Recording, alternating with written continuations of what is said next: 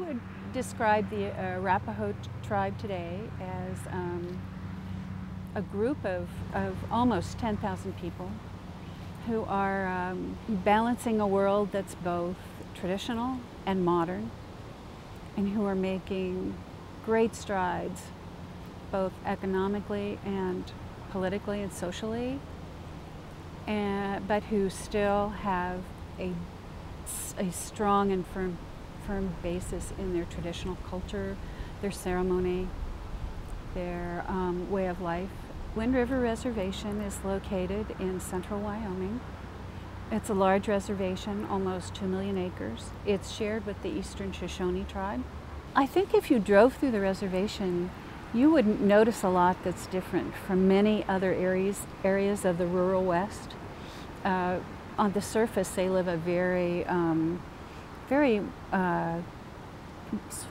middle-class American lifestyle on one level, just to observe people.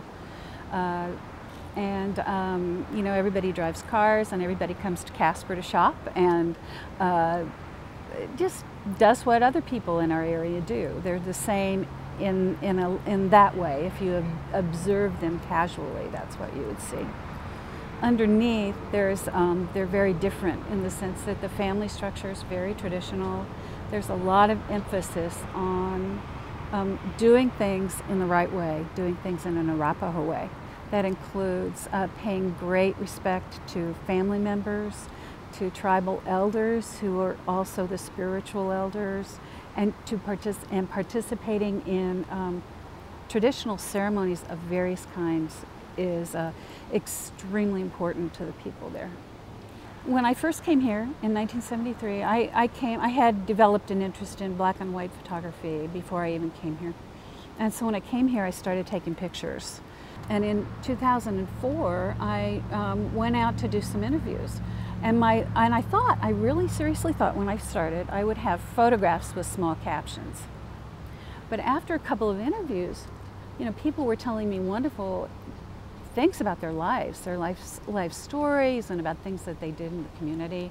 So almost immediately I realized it wasn't going to be a book of photographs with captions. It was going to be a book with stories about them, some in their own words, some in my words, but about their lives and about the community, about what they did in the community. If they were a tribal announcer who announced at ceremonies and powwows, or if they were a veteran who worked with veterans groups. All those kinds of things were the kinds of things that people were telling me. The first two interviews I did wound up in the book. And one of them was with a man named Ben Friday Jr. He had actually passed away, but I interviewed his family about him. And then at about the same time, there was an oral history project done by the National Park Service, interviewing people who had stories about the Sand Creek Massacre. The idea was that the National Park Service was going to set up a historic site at the Sand Creek Massacre site in Colorado. So they did an oral history interviews on the reservation. And this man, Ben Friday Jr., was one of the people who had talked at length about his family history. So I included part of his oral history about his family, plus a little bit about his life. The next interview I did was with this sweet, little, quiet woman named Ada White Plume. She had passed away too, but I interviewed her daughter and family. And I was so struck at the difference between Ada and Ben.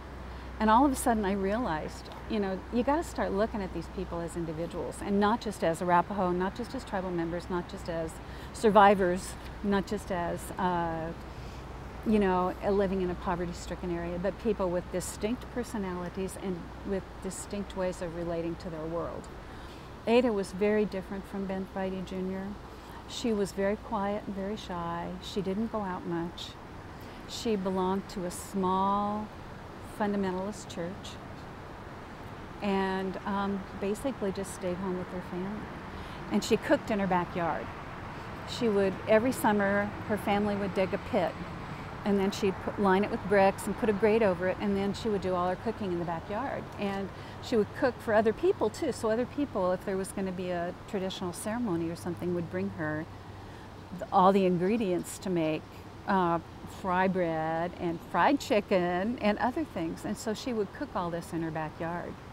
And so here was one man who was really outgoing, active in the community on all the boards, had, you know, this whole story about his life that he was telling in various ways. And then Ada, who was kind of the opposite. She stayed home. Her family didn't know too much about her life, just a little bit here and there. So I just realized the uniqueness of every person I was talking to. That's kind of what got me going. And from there on, I tried to explore the uniqueness in other people too. I would pick something out about a person. For example, Bill Thunder was a noted horseman, and was a noted horse doctor and racer and raiser of horses and cattle. So when I interviewed his family, he'd also passed away by then.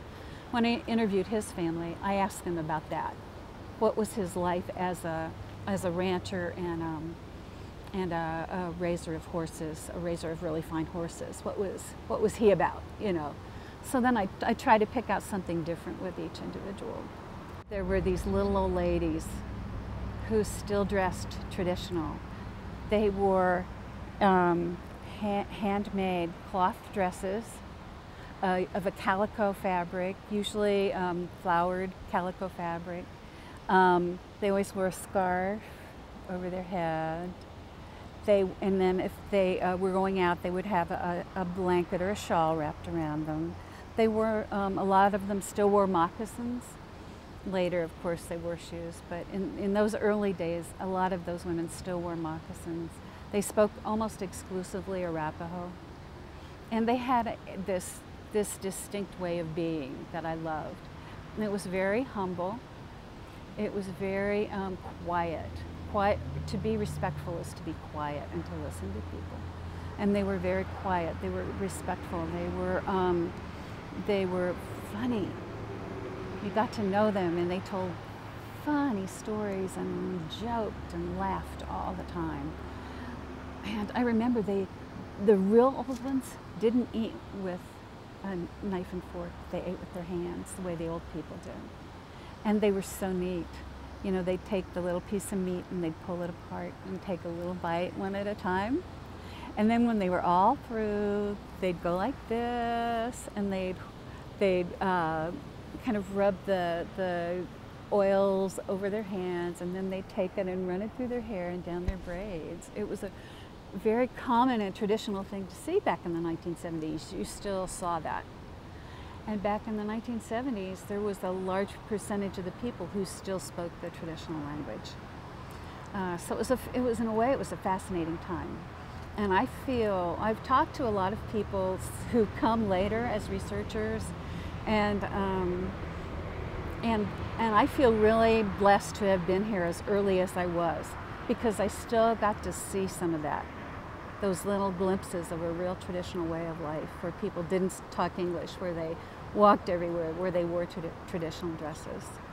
They came to the reservation in 1878, poor. I mean, just so degraded and so poor and so beaten down that nobody thought they'd be around. Especially, I mean, they didn't even think they'd be around, but they've survived and they've grown. I think today they're proud of the fact that they have survived, that they have created a number of institutions that are carrying them into the future, like the casino and like other tribal programs that have provided incomes, that have provided jobs, and that they have, in the meantime, been good stewards of the land, and that they have been good stewards of a lot of their traditions that they still carry to today. I think that they're really proud that they're still here and that they're surviving. I think that's what they want people to know, that they're still here, that they still live a good life, and they're still surviving, and they're going into the future.